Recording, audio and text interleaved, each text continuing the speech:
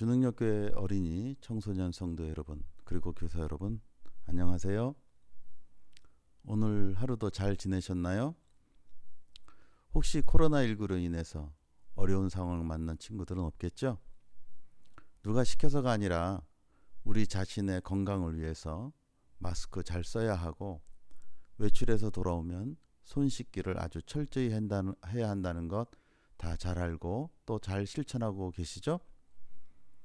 예수 믿는 사람은 예배 생활, 말씀 생활, 기도 생활도 철저히 잘 해야 하지만 자신의 건강을 지키기 위해서 지혜롭게 행동할 줄도 알아야 합니다. 예수 믿는 사람은 자신의 몸과 가정을 잘 지키는 것이 이 모든 것을 우리에게 허락하여 주신 하나님을 기쁘시게 하는 일이고, 또한 하나님의 영광을 드러내는 일이 된다는 사실도 잊지 말기를 주님의 이름으로 부탁을 드립니다.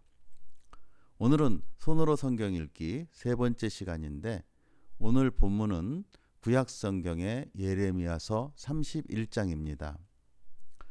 예레미야서는 BC 약 610년경부터 586년까지 약 25년간 동안 하나님께서 예레미야라는 선지자 입을 통해서 선포한 하나님의 말씀이 기록되어 있는 성경입니다. 지금으로부터 약 2600년 전에 이때는 남왕국 유다가 망해가는 시점이었습니다. 그 유명한 솔몬 왕이 죽고 나자 다윗 왕이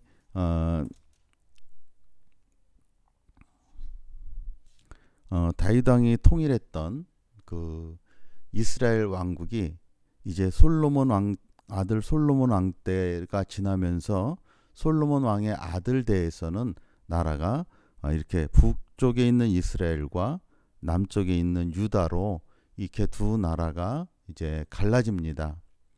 그리고 예레미야가 살던 당시에는 북쪽 이스라엘은 이미 아수르에게 멸망한 상황이었고, 유다 왕국도 이제 망해가는 그런 상황이었습니다. 요시야 왕 때부터 마지막 시드기야 왕 때까지 예레미야가 활동을 했는데, 이때 유다 백성들은 이미 형제 나라인 북왕국이 하나님을 떠나 우상을 섬기다가 멸망한 것을 보았으면서도 하나님의 말씀에 끝까지 불순종해서 하나님의 말씀을 반역하고 우상 숭배에 열을 올리고 있었습니다. 예레미야 2장 말씀을 보면 당시 예루살렘에 있는 우상의 숫자가 사람들이 사는 동네 숫자만큼 되었다고 합니다. 그러니까 한 동네에 우상이 하나씩 있었다는 말이죠. 예루살렘을 안산으로 친다면 1동에도 하나, 2동에도 하나, 와동에도 하나, 본호동에도, 사동에도, 고잔동에도 그렇게 하나씩 우상을 정해놓고 섬겼다는 말이 되는 겁니다. 안산은 상록과 단원구 두 개의 구와 25개의 동으로 되어 있으니까 우상이 25개나 되었다는 거죠. 심지어 예루살렘 사람들은 우상을 얼마나 지극정성으로 섬겼는지 나무로 만든 우상을 세워놓고 아버지라고 부르고, 또 돌로 만든 우상을 세워놓고는 이 우상이 자신들을 낳았다는 말을 했다고 기록되어 있습니다. 우리가 하나님을 아버지라 부르고 하나님이 내가 오늘날 너를 낳았다라는 말씀도 있는 것처럼 이 나무로 만든 우상, 돌로 만든 우상을 하나님처럼 섬겼다는 겁니다. 하나님은 이스라엘 백성을 사랑하셔서 제사장 나라로 만드셨고, 애굽의 종살이에서 구해주시고 적과 꿀이 흐르는 가나안 땅으로 인도하고 살게 하시면서 하나님만 믿으면 하나님이 함께 하시고 더 잘 살게 주신다고 사랑의 약속을 주셨는데, 이스라엘 백성들은 하나님의 약속을 깨어버리고 우상을 섬기고, 하나님께 돌아올 기회를 여러 번 하나님이 주셨지만 회개하기를 싫어했기 때문에 하나님이 진노하셨고 자기 백성을 버리게 된 것입니다. 예레미야는 회개하고 돌아오라, 그렇지 않으면 하나님의 심판이 있을 것이다 라고 하시는 그런 하나님의 경고의 메시지를 전하는 사명을 감당했기 때문에 많은 핍박과 고난을 받았습니다.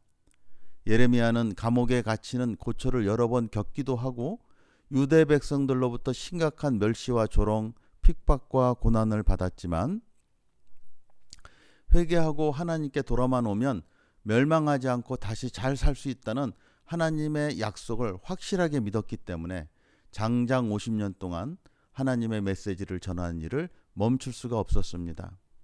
예레미야는 결혼도 하지 않고 평생 독신으로 살면서 이스라엘 백성들의 구원을 위해 많은 눈물을 흘리며 기도하고 하나님의 말씀을 눈물로 열심히 전했기 때문에 눈물의 선지자라는 별명도 가지고 있습니다. 그러면 이렇게 많은 어려움을 당하면서도 예레미야는 어떻게 하나님의 말씀을 계속 전할 수가 있었을까요?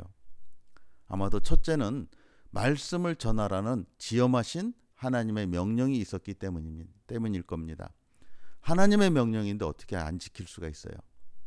둘째는 회개하고 돌아오기만 하면 깨어진 언약과 하나님과의 관계가 회복될 것이라는 하나님의 약속을 믿었기 때문이죠.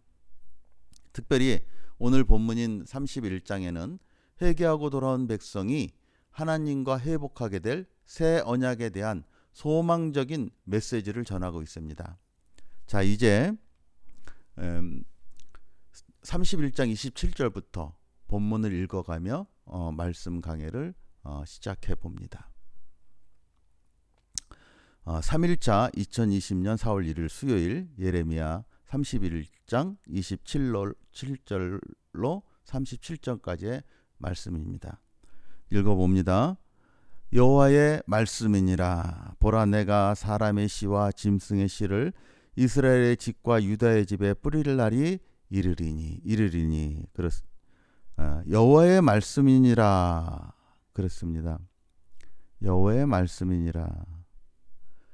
예레미야는 자기의 얘기를 하고 있는 게 아니라 하나님의 말씀을 대신 전하고 있습니다. 다음에 말씀을 봅니다. 보라, 내가 뿌릴 날이 이르리니. 뭘 뿌려요?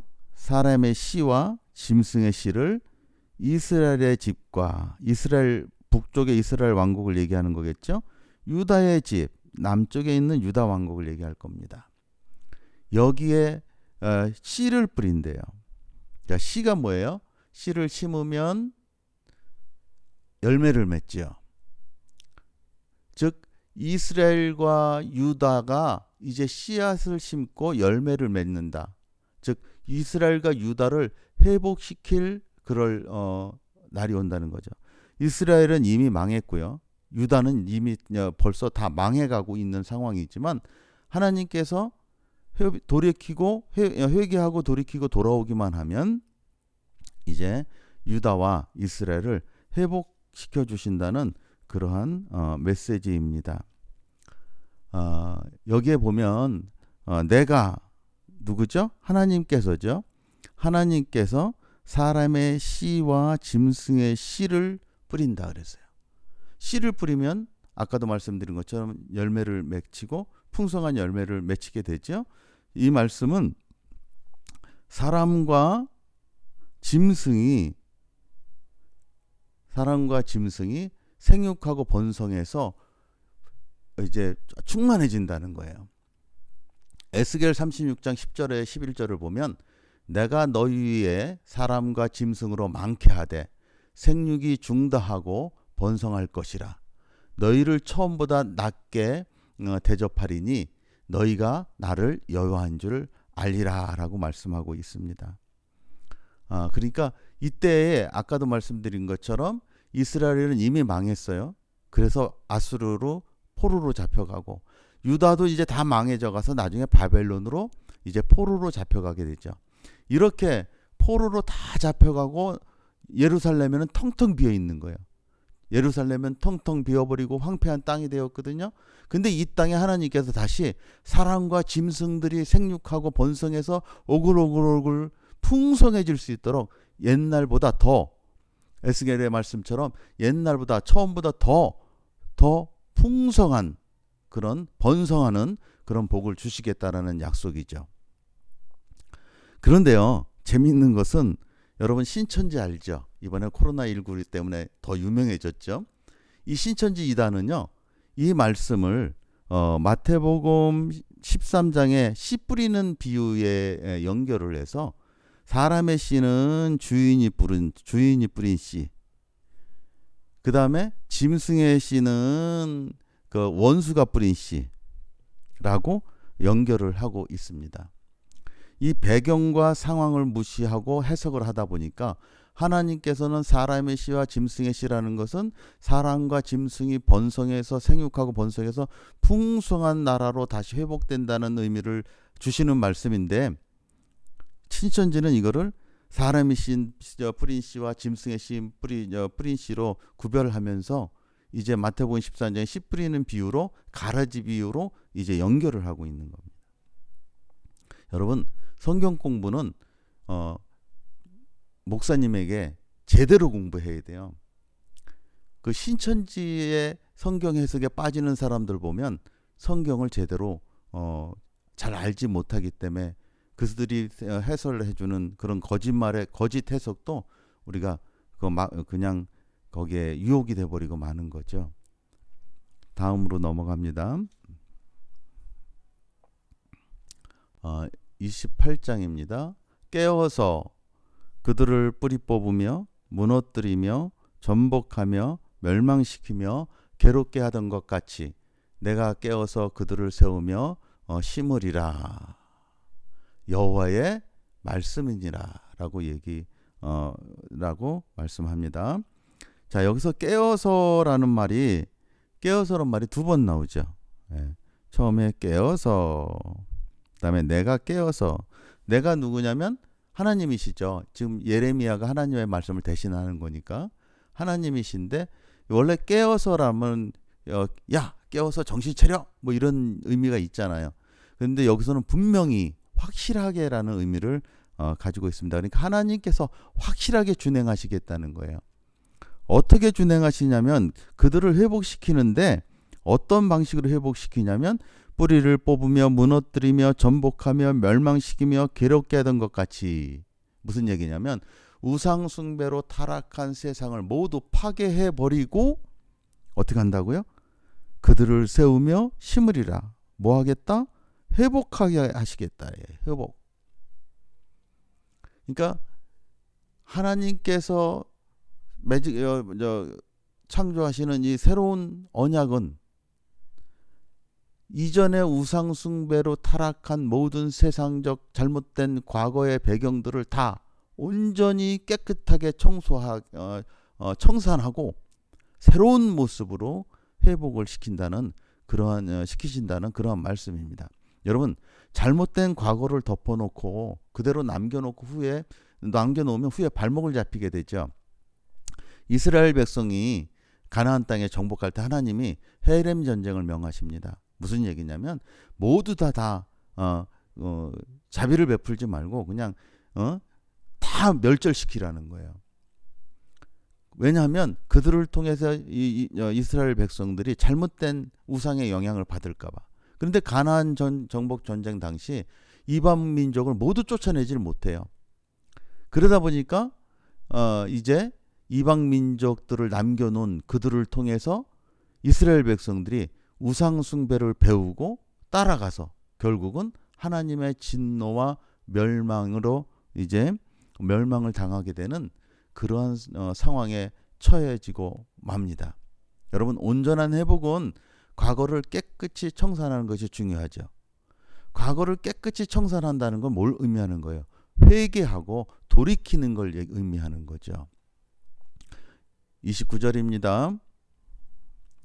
그때 그들이 말하기를 다시는 아버지가 신 포도주를 먹었으므로 아들의 이가 시다 하지 아니하겠고.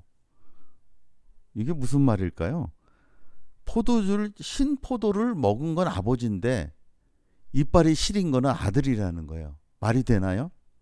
말도 안 되죠. 근데 이게 당시에 사용되던 속담이에요.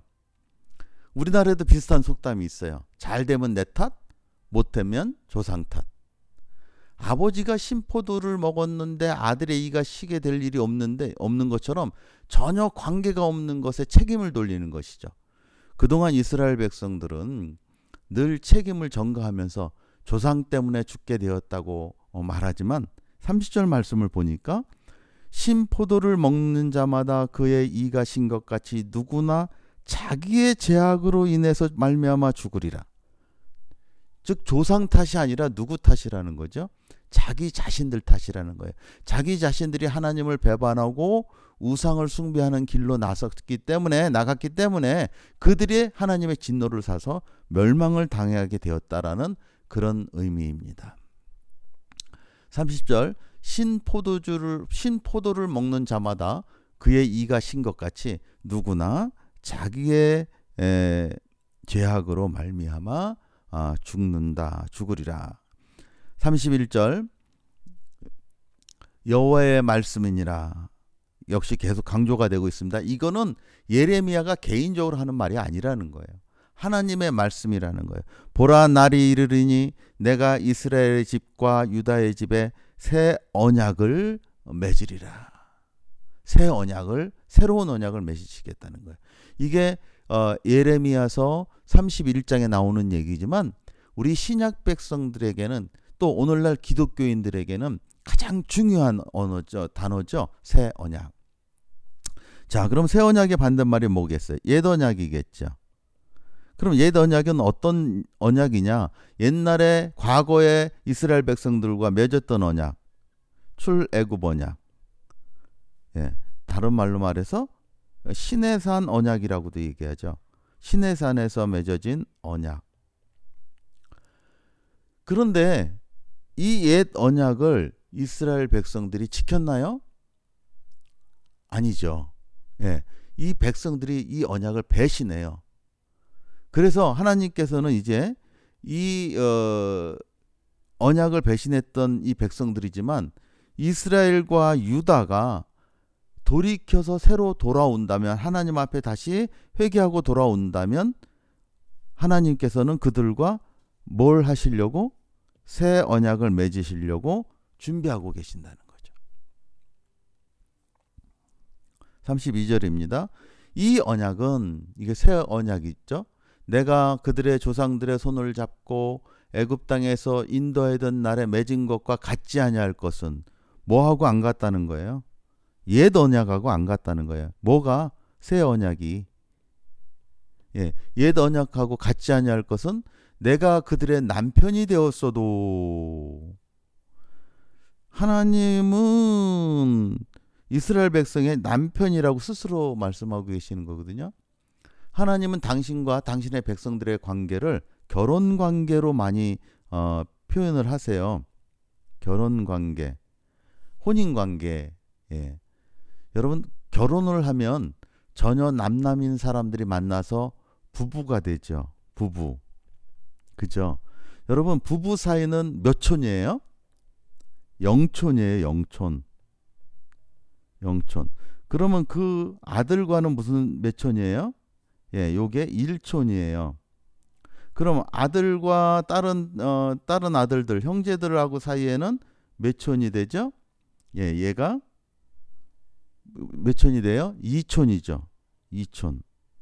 그러면 그 형제의 아들과는 여기 다시 1촌이 돼요. 그러면 이 아들과 여기 형제의 아들과는 몇 촌이 되죠?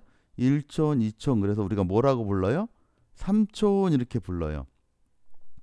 자, 요거 혈연 관계예요. 피를 나눈 혈연 관계죠.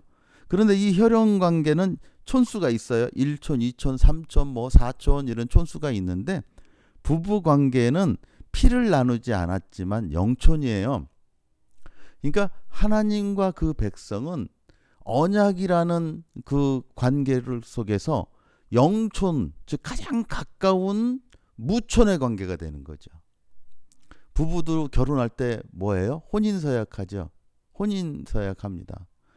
신랑은, 신부는 뭐 이렇게 가면서 그 혼인서약, 그 혼인서약, 그 약속 가운데에 부부는 무촌이 되는 거죠. 그와 마찬가지로 가장 가까운 사이가 되는 거예요. 마찬가지로 하나님이 당신의 백성들과의 관계를 얘기할 때 이렇게 그 무촌 관계로 많이 표현하는데, 그렇게 무촌이 되었는데도 그들이 내 언약을 깼다는 거예요. 배신을 했다는 거예요. 과거의 언약은 백성들의 배신 때문에 깨어져 버렸다는 거죠. 그럼 백성들의 그 배신이 뭐예요? 어떤 거예요? 우상 숭배예요. 하나님보다 더 사랑하는 존재가 생겼다는 거예요. 그러니까 부부 사이에 사랑하는데 남편이 아내를 사랑하고 아내가 남편을 사랑하는데 세상에서 제일 둘이 사랑해야 되잖아요. 그런데 지나가는 어떤 남자가 더 사랑스럽고 지나가는 어떤 여자가 더 사랑스러우면 그 부부 관계는 깨어지고 마는 거거든요. 그러니까 이스라엘 백성들이 하나님만을 사랑해야 되는데 다 옆 동네 사람들이 섬기는 우상이 더 사랑스러웠던 거예요. 그쪽으로 빠져버렸어요. 그러니까 하나님과 맺었던 언약, 혼인 서약이 깨져버린 거예요. 이 33절입니다. 그러나 그날 후에, 즉 여기서 그날은 이스라엘 백성들이 회개하고 돌아온 날 후에 내가 이스라엘 집과 맺을 언약은 이러하니. 자, 새롭게 맺는 새 언약이죠. 새롭게 맺는 새 언약입니다. 그 새 언약의 내용이 뭐냐면 내가 나의 법을 그들의 속에 두며 그들의 마음에 기록한다 그랬어요. 그들의 마음에 기록한다. 옛날 애굽 언약은 어땠죠? 시내산에서 어디에 새겼어요? 돌판에 새겼죠. 마음에 새긴 게 아니라 돌판에 새겨서 너희들이 이 말씀대로 따라 준행하며 살면 내가 너와 함께 할 거고 내가 너의 하나님이 될 것이다. 이렇게 약속을 하셨던 거거든요. 이 바리새인들 같이 우리 첫째 날인가요? 배웠던 것처럼 바리새인과 서기관들이 사랑했던 그 율법이 바로 이 돌판에 새겨진 이 율법이거든요. 근데 그들은 그 율법을 경문상자라고 그래서 상자에 가죽 상자에 넣어갖고 이마에다 띄고 다녔죠. 또 손목과 팔뚝에 감고 다녔어요. 자, 이것은 내적인 게 아니라 외적인 율법이었다는 거예요. 그렇지만 이제 새로 맺어질 언약은 그들의 속에 두며 마음에 두며, 즉 내적인 언약이라는 거죠. 무슨 얘기냐면 겉으로 드러나는 어떤 형식보다 더 중요한 것은 하나님이 너희들에게 왜 이러한 율법을 주고 왜 이러한 새 언약을 맺게 되었는지 그 율법의 정신, 하나님의 마음이 중요하다는 거죠. 그래서 이것을 기록하게 하시면서 뭐라고 얘기하냐면 나는 그들의 하나님이 되고 그들은 내 백성이 될 것이다. 이게 새 언약의 내용이에요. 자, 한쪽에서만 되는 게 아니라 하나님과 그들의 백성이 하나는 그들의 하나님이 되어주시고 또 그 백성들은 하나님의 백성이 된다. 쌍방이죠.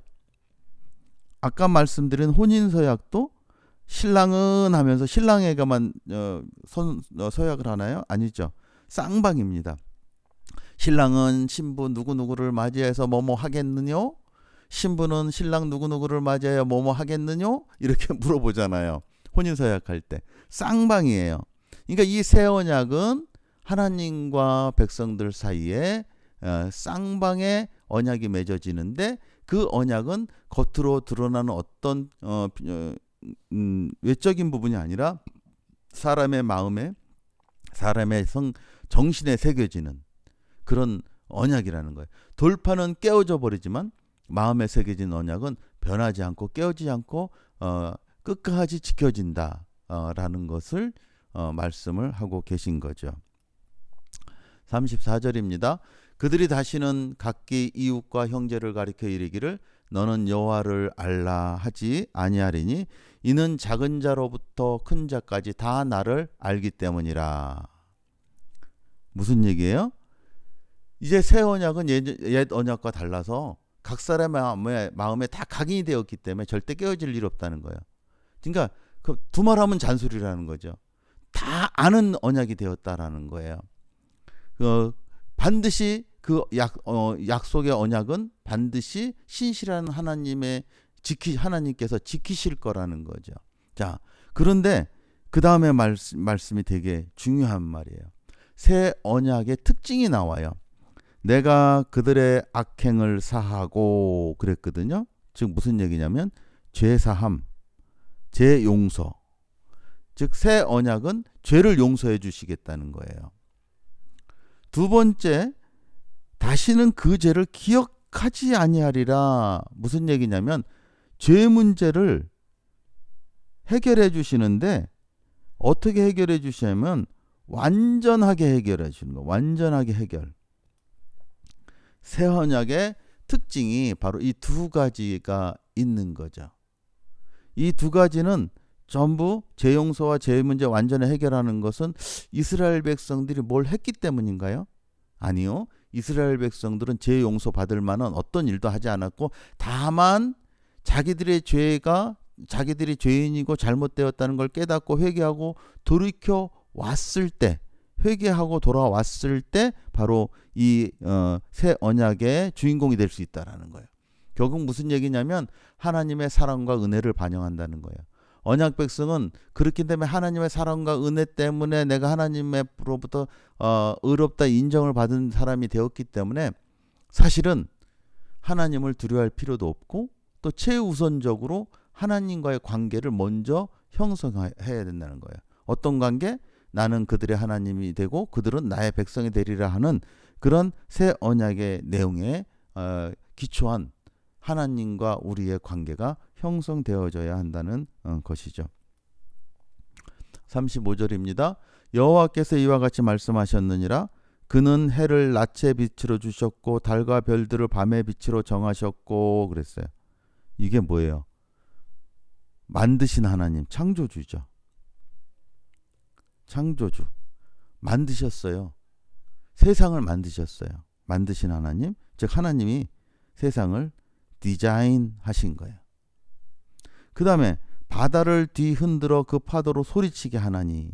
자, 이거는 뭐냐면 이제 바다 운영하는 거예요. 운영.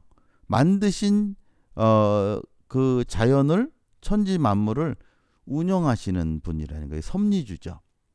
운영하신 거. 즉 매니저. 그러니까 하나님은 천지를 창조하셨을 뿐만 아니라 오늘날도 살아 역사하셔서 그 창조된 천지의 모든 질서를 운영하고 계시는 거죠. 그 분의 이름이 뭐예요? 만군의 여호와다. 36절입니다.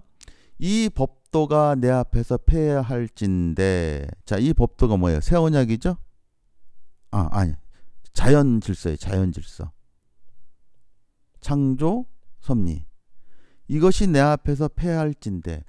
어제도 말씀을 드렸지만 우리 개역개정이 이런 부분들은 조금 좀 아리송하게 번역이 됐어요. 사실은 이게 폐할진대가 아니라 폐하여 진다면 이렇게 번역하는 것이 맞아요. 원어로 보면 즉 만일 이 법도가 내 앞에서 폐하여 진다면 폐기되어진다면 가정법이죠. 가정법. 그러면 이스라엘 자손도 내 앞에서 끊어져 영원한 나라가 되지 못한다. 이게 귀결절이에요. 결론. 자, 가정법에 의한 결론이죠. 근데 우리 중학교 이상은 영어 시간에 가정법 배우죠. 그러니까 이 가정법은 우리가 뭘로 바꾸냐면 직설법이라는 걸로 바꿔요. 직설법. 직접 말하는 직설법. 그러면 얘를 직설법으로 바꾸면 어떤 의미가 되죠? 이 자연 질서는 결코 폐하지 않기 때문에, 없어지지 않기 때문에 이스라엘 백성도 내 앞에서 절대로 끊어지지 않을 것이다. 그런 얘기예요. 그러니까 이 법도가 폐기되지 않기 때문에, 폐기될 일이 없기 때문에 자연 법칙이 변하나요? 안 변하죠. 자연 법칙이 안 변합니다. 뭐 가끔씩 뭐 태풍이 불고 폭풍이 불고 뭐 요즘처럼 코로나19가 있어서 사람들이 엉뚱한 원인 때문에 많이 죽기도 하고 하지만 전체적인 큰 틀에서 보면 낮이 지나면 밤이 오고 밤이 지나면 낮이 오고 지구는 여전히 자전하고 공전하고 우주의 모든 질서들은 변함없이 여전히 움직여요. 누가? 하나님이 뭐 하신 대로? 정하신 대로. 그러니까 이러한 자연 법칙은 절대로 안 변하죠. 마찬가지로 하나님의 언약도 절대로 변하지 않는다. 즉 하나님은 영원한 이스라엘의 하나님이다. 그러면 또 한번 못을 박으세요. 여호와의 말씀이니라. 여러분, 옛 언약이 구약 백성을 주 당사자로 한정이 된다면 새 언약, 즉 회개하고 돌아온 백성과 맺어질 이 새 언약은 구약 백성뿐만 아니라 신약 백성들까지 다 포함하면 아우르는 거예요. 주 예수 십자가의 구원의 은혜를 인정하고 돌아오는 모든 만방의 백성, 곧 예수 믿는 성도들을 영적 이스라엘이라고 하잖아요. 예수 믿는 성도들은 하나님의 영원한 백성 이스라엘이 되니까 새 언약의 당사자가 된다는 말씀입니다. 37절입니다. 이거는 36절하고 똑같은 가정법이 또 나와요. 여호와께서 이같이 말씀하시니라. 위에 있는 하늘을 측량할 수 있으며 땅에 있는 기초를 탐지할 수 있다면, 여러분 하늘을 잴 수 있어요? 우주 어디가 끝인지 알 수 없잖아요. 오늘날 같이 자연과학과 과학이 많이 발달해서도 하늘의 크기를 잘 측량할 잴 수가 없어요. 또 땅의 기초를 탐지할 수 없다. 땅이 뭐 이렇게 지구 내부가 어떻게 됐다 과학 시간에 이게 책에 그림으로 그려져 있잖아요. 직접 들여다봤어요? 지구를 반으로 딱 잘라서 해부해서 내용을 들여다봤어요? 아니요. 무슨 전자파나 뭐 S파, P파 뭐 이런 걸 통해서 그냥 짐작만 할 뿐이에요. 현대과학이 아무리 발전했다 하더라도 하나님이 만드신 이 땅의 내부 구조를 완벽하게 알 수가 없고 하늘이 지으신 우주 만물, 천체 구조를 완벽하게 알 수 없어요. 근데 여기 있다면 그랬잖아요. 가정한 거죠. 그러면 만약에 그걸 할 수 있으면 이스라엘 자손을 행한 모든 일로 말미암아 그들을 이스라엘을 버린대요. 버리겠다. 자, 이걸 직설법으로 바꿔볼게요. 아까처럼 하늘을 측량할 수 없고 땅의 기초를 탐지할 수 없는 것처럼 하나님께서는 이스라엘 백성을 절대로 버리지 않을 것이다 라는 얘기죠. 즉 하나님의 새 언약은 반드시 이루어질 것이고 그분의 백성은 절대로 버림받지 않는다는 거예요. 여러분 요즘 최근에 유명한 신학자들도 그런 소리 하고 목회자들도 그런 소리 하는데 조심하셔야 돼요. 하나님의 구원이 취소될 수 있대요. 그렇게 주장하는 사람들이 있어요. 어떤 교단 신문에 큰 신문에도 난 걸 제가 읽은 적이 있는데 여러분 조심해야 돼요. 이분들이 하는 얘기가 뭐냐면 하나님의 구원은 취소될 수도 있기 때문에 잘 살아야 된다는 거예요. 조심해야 된다는 거예요. 성도들도 이렇게 주장을 하지만 사실은 하나님의 구원은 취소될 수가 없습니다. 그러면 하나님의 구원은 취소될 수가 없는데 그럼 왜 우리가 이렇게 열심히 살아야 돼요? 성도가 깨어 근신해야 돼요? 열심히 왜 신앙생활을 하고 예배생활을 열심히 해야 돼요? 그것은 뭐냐면 받은 구원이 취소될까 봐 무서워서 그렇게 하는 게 아니라 구원받은 백성이라면 당연히 이미 얻은 구원을 잘 간수해야 돼요. 우리가 이미 구원 한번 얻었잖아요. 제가 주일 오후 시간에 구원론 시간에 설명을 한번 드린 적이 있는데 이제 하나님 앞에 돌아와서 중생을 하게 되면 이제 중생하는 조건들이 의롭다 칭함을 받잖아요. 그죠? 회개하고 돌아오면. 자, 그러면서 구원을 이미 이루었어요. 이건 이미 이루어진 구원이죠. 우리가 받은 구원이에요. 근데 이 받은 구원으로 끝나는 게 아니라 우리는 하나님 나라 갈 때까지 계속해서 구원을 이루어 가야 되는데 이거를 성화라고 한다 그랬죠. 매일 열심히 내 신앙을 잘 간수하면서 기도하고 하나님과 영적 교제를 나누면서 하나님 나라에 가야 돼요. 그 하나님 나라에 갈 때 예수님 다시 만날 때까지 우리에게 주어진 그런 신앙생활을 잘 감당해야 되는데 그냥 우리 혼자 고아와 같이 그냥 아무 의지할 데 없는 것 같이 내가 열심히 땀을 뻘뻘 흘리면서 죽어라 고생하면서 우리의 믿음을 지키는 게 아니라 그때 우리를 도와주시는 분이 있죠. 누구예요? 성령님. 성령님께서 우리의 신앙생활을 잘 이끌어 주시고 우리는 그 이끄심을 따라서 우리의 신앙을 잘 유지해 간다는 구원의 원리가 견인이에요. 우리는 하늘나라에 반드시 가요. 천국은 반드시 우리 거예요. 어제 말씀드린 것처럼 우리는 하나님 나라의 왕자요 공주이거든요. 즉 아버지 하나님의 권세가 바로 내 거예요.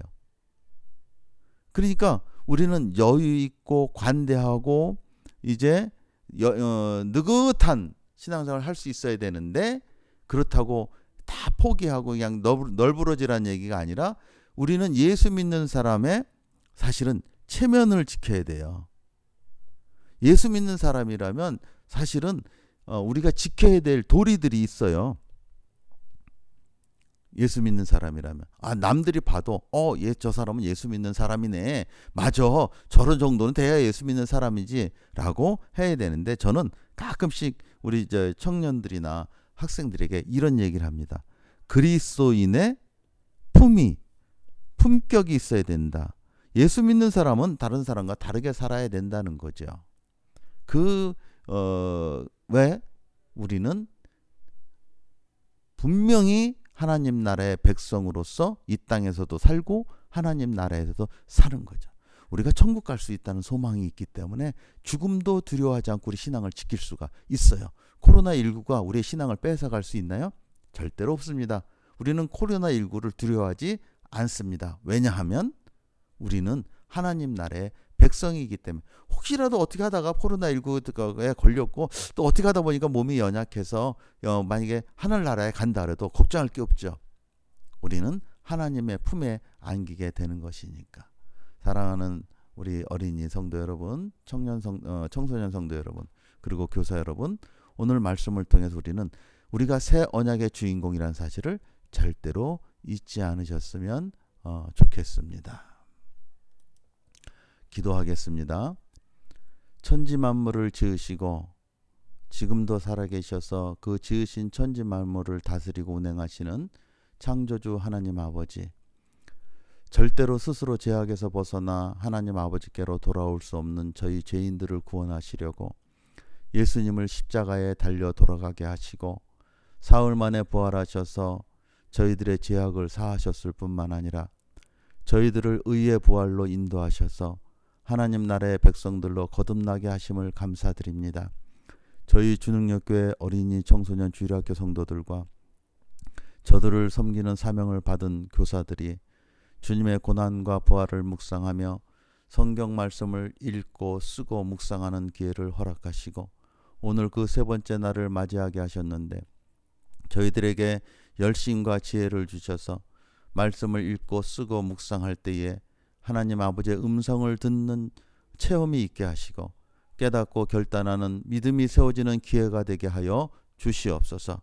오늘은 특별히 예레미야 본문 말씀을 통하여 회개하고 돌아오는 백성들과 새 언약을 맺어주시고 이전의 죄악을 사하여 주시고 기억지도 아니하신다 하시고 오히려 이전보다 더 사랑하시고 저희들이 하나님이 되시고 저희들을 하나님 나라의 백성으로 삼아주시겠다는 약속을 알려주심을 감사드립니다. 이 약속을 처음 받은 예레미야 때의 구약 백성들은 하나님께로 돌이키지 못하여 선지자 예레미야를 눈물 짓게 하였지만 오늘날 저희들은 하나님의 말씀에 순종하여 새 언약의 은혜를 받고 누리는 성도의 삶으로 돌이키고 회복할 수 있도록 인도하여 주옵소서. 또 간절히 원하옵기는 지금 전 세계가 코로나19라는 간염병으로 인하여 당황하고 두려워 떨고 있는데 하나님 아버지 주의 백성들을 지켜주시고 세계 만민을 긍휼히 여겨주셔서 코로나19 간염병이 속히 물러나게 하여 주시옵소서. 전능하신 하나님께서 능력의 팔을 펴시고 전 세계로 확산된 바이러스의 세력을 다스려 주시고 온 세상이 자신의 죄인됨과 하나님의 은혜 없이는 살 수 없는 존재임을 깨닫는 계기가 될 수 있도록 인도하여 주옵소서. 또한 세계 각지에서 복음 사역을 감당하고 있는 주의 종 선교사들의 안전을 지켜주시고 오히려 이러한 위기 때에 선교의 지경을 넓혀가는 은혜를 더하여 주시옵고 우리나라 대통령을 비롯한 대한민국의 지도자들에게 하나님을 두려워하는 마음을 주시고 하나님을 알고 하나님의 뜻을 분별하는 지혜를 주셔서 코로나19 감염병으로부터 백성들을 잘 건사할 수 있는 지혜와 열심을 주시고 특별히 수고하는 공직자와 의료진들에게 힘을 더해 주셔서 그들의 수고가 아름다운 열매를 맺게 하여 주시옵소서. 또한 간절히 원하옵기는 코로나19 감염병 상황을 틈타 교회 예배를 방해하려는 사탄의 음흉한 흉계를 막아주시옵고 사탄의 하수인이 되어서 혼란한 시기를 틈타서 예수 그리스도의 복음과 예배를 교모히 탄압하는 악한 자들의 흉계를 막아주시며 온라인을 통해 흩어져서 예배하는 것이 아니라 주님의 성도들이 모두 함께 모여서 찬양하고 기도하고 말씀에 점념하는 예배를 드릴 수 있는 시간이 속히 올 수 있도록 인도하여 주시옵소서. 우리 주능력교회 담임 목사님으로부터 어린 성도들에 이르기까지 단 한 사람도, 단 한 가정도 코로나19 감염병 시험에 빠지지 않도록 영육간의 강건함을 허락하여 주시옵소서. 예수님의 이름으로 감사드리며 기도드리옵나이다. 아멘.